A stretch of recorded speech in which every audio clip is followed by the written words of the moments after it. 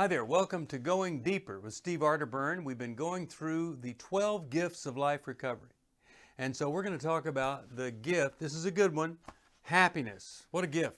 You know, I used to think that the Bible didn't really talk about happiness, that it was just all about joy, experiencing some good thing even though there's bad stuff all around. But no, happiness is right there, right alongside joy. It's a totally different thing. So here's what the psalmist said. He said, "Make me walk along the path of your commands, for that is where my happiness is found." Well, I don't know of anybody that's happy that isn't walking along the commands of God. It's where to do it. And then look at this little, here's evidence of a gift. King David says, "Give me happiness, O Lord, for I give myself to you." So if we look at Scripture, we see that when I surrender to God, when I give myself to God, I am really going to achieve some happiness there. That's what the outcome is going to be. As it says in the Serenity Prayer, reasonable happiness in this life. So the first thing we want to do, if we want to be happy, follow God's Word, which is what 12 steps and life recovery are all about, biblical principles. So God's Word, number one. Second thing is, the degree of happiness that anybody has is determined by the degree of acceptance that you can live with. If you're always denying, rationalizing, rejecting, shirking your responsibility, never accepting the reality of your situation, if you can't live in acceptance, you're not going to be happy. If you're always angry at somebody that lives with you, always criticizing versus practice. Go a week just accepting them as they are. Wow, what a difference that could make. So acceptance is one of those things in recovery. It's the fiber of recovery, honesty and acceptance. And when you do it, you're going to have more happiness. So what are you rejecting? Who are you rejecting? Who are you not giving the freedom to be whomever they are? Now the next thing is gratitude. If I have an attitude, I hate that, it sounds so trite, attitude of gratitude, but anyway, I got it out of the way. If I'm grateful for my life, if I look around and say, this COVID thing is horrible, but I've got some pretty good things going on in my life. I'm breathing, I'm alive. If I truly appreciate life, or, if I can still walk or breathe or whatever, then I've got something that I can be grateful for. And here's the other thing I can be grateful for. Whatever pain, struggle, trauma, whatever I've been through, God is going to use that. He'll bring something good out of it. That's what He promises. So that's gratitude. Now, if you want to be happy, that was all about me. Me reading God's Word, me accepting, me being grateful. But how about other people? When I decide to act kindly to other people, when I plan out some very volitional, planned out acts of kindness, I'm the one that benefits greatly for that. And if I really want to benefit, I'm kind.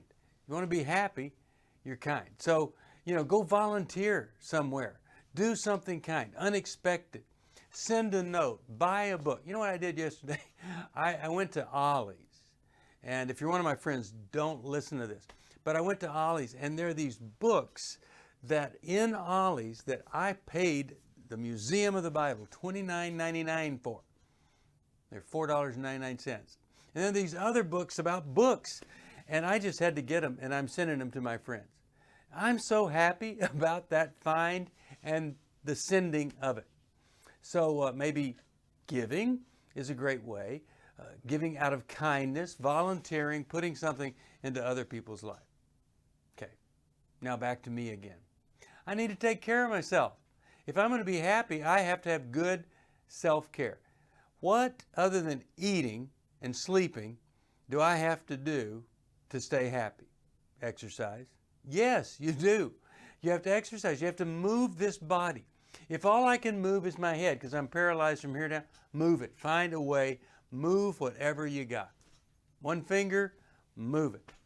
I remember a John Wayne movie. He broke his back, and he used to just sing while he was upside down in this recovery thing, I'm going to move that toe. Well, in the movie, he actually did. So we've got to exercise, and in a regular basis. And people say, oh, I do not have time. No, you don't have time to get in your car after you get dressed, put on your great looking clothes, get in your car, drive 30 minutes, go to the gym, work out 30 minutes, get in the car, get a shower when you get home, and get ready for work. No, you don't have that kind of time. But do you have 10 minutes?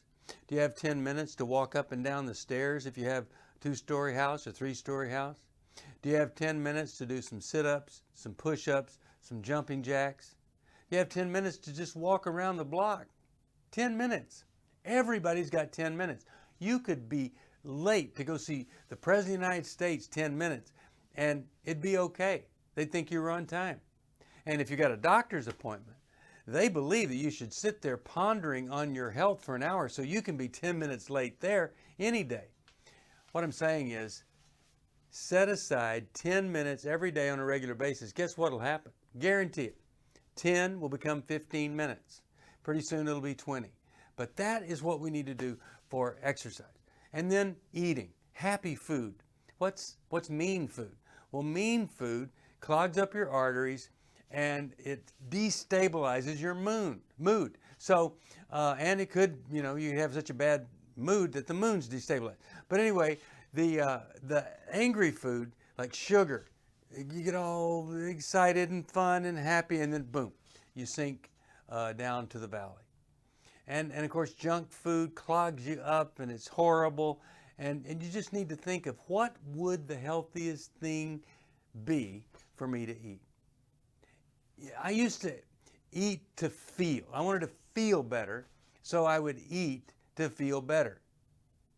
Then somebody showed me a different path. Guess what I do? I eat to think. I eat to think. Right before I did this, I said, no, if I'm going to be at my best, I better get some food in there, some calories to crank up the brain there. And so it's really important that we eat. And then sleep. That's right, sleep. Now, maybe you don't have to have 8 hours of sleep, but you got to have 7 or 6.5 to 7 if you get older, and it needs to be on a regular basis, and it needs to be really good kind of sleep. So, and then I would say on the other side, you'd want to look at some things that might prevent you from being happy. Some things that you do that other people don't do, and when you do them, they destroy your happiness. For instance, if I personalize everything that happens, I'm not going to be very happy. We were on radio and we heard a grandmother talk about the grandchild being with the mother, the grandmother's daughter, and this mother of the grandchild, this daughter of the grandmother, didn't care for this kid, didn't take time to be with the child, and said hateful things and hurtful things in her presence. Well, the gift to that little child is somebody to say, hey, this isn't about you. Mom's really having a tough time. Well, whatever it is, we have to get over mom. Whether she is great or crummy, we have to get over it. And if we don't, every insult may sound like it's coming from mom. Or every good thing might feel like an insult because it wasn't good as mom. So do I personalize everything? Maybe the person that cut me off in traffic is just a jerk, has nothing to do with me, and I shouldn't even give them the time of day to rob me of anything. So that's something. Here's another thing. How can you be happy if you catastrophize everything? If you believe that this trouble is going to become this trouble every single time, I don't think it's going to go well for you. So it's important that if you do catastrophize everything, you try to figure out why, and a counselor can really help you do that.